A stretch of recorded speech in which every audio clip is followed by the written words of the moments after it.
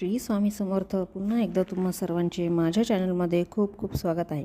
तर 17 मे 2026 वार रविवारपासून अधिक मासाला सुरुवात झाली आहे आणि हा अधिक मास 15 जून 2026 वार सोमवारी संपणार आहे.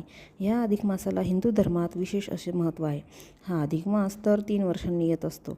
या अधिक मासाला मलमास, पुरुषोत्तम मास, धोंड्याचा महिना किंवा धोंडा मास या नावाने देखील संबोधले जाते. या महिन्यात लेक जावायला आहेर केला जातो, जेवू घातले जाते. तसेच या महिन्यात भगवान पुरुषोत्तम म्हणजेच अर्थात भगवान विष्णूंची अधिकाधिक उपासनाही केली जाते. ह्या महिन्यात सूर्यसंक्रांत नसते. तसेच ह्या महिन्यात कोणतेही शुभ कार्य केले जात नाहीत. हा महिना भगवान विष्णूंना समर्पित आहे. या महिन्यामध्ये विष्णू सेवा, रामनाम, भागवत करणे अत्यंत फलदायी असते. ह्यासोबतच ह्या अधिक मासात बरेच व्रतवैकल्ये करायची असतात. काही नियम देखील पाळायचे असतात. तर ते कोणते ते आपण जाणून घेऊया. तर रोज सकाळ संध्याकाळ देवाजवळ शुद्ध तुपाचा दिवा या महिन्यात महिनाभर लावावा. शक्य असल्यास या महिन्यात दिवसातून एक वेळेस जेवण करावे आणि जेवताना उठू नये. या महिन्यात रोज विष्णू सहस्त्रनाम वाचावे किंवा श्रवण करावे. हा महिना त्यागाचा महिना मानला जातो. म्हणून ह्या महिन्यात महिनाभर एखाद्या आवडत्या पदार्थांचा त्याग करावा, जसे की चहा, कॉफी, भात, एखादे फळ इत्यादी. या महिन्यात मुलगी आणि जावयाला लक्ष्मीनारायण स्वरूप मानून जावयाला तुपाचा दिवा आणि तुपात तळलेले 33 अनारसे दान करावेत.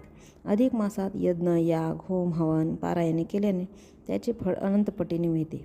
या महिन्यात पुरणाचे दिंडे करून जावयाला तसेच नातेवाईकांना देतात आणि ह्या दिंड्यांना धोंडे असे देखील म्हणतात.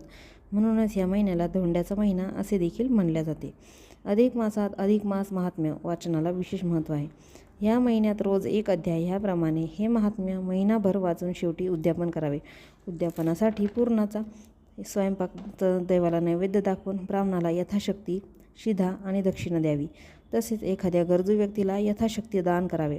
तसेच ह्या अधिक मासात मौनव्रत म्हणजे जेवताना न बोलणे, पत्रावळी व्रत म्हणजे संपूर्ण महिनाभर ताटात न जेवता पानावरच जेवणे, स्वस्तिक व्रत म्हणजेच हळदी कुंकवाचे स्वस्तिक व्रत, गोपद्म व्रत देखील केले जाते.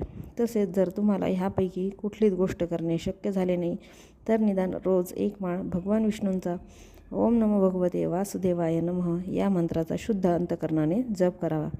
तर आजचा व्हिडिओ इथेच संपवते. व्हिडिओ कसा वाटला ते मला कमेंट करून नक्की सांगा.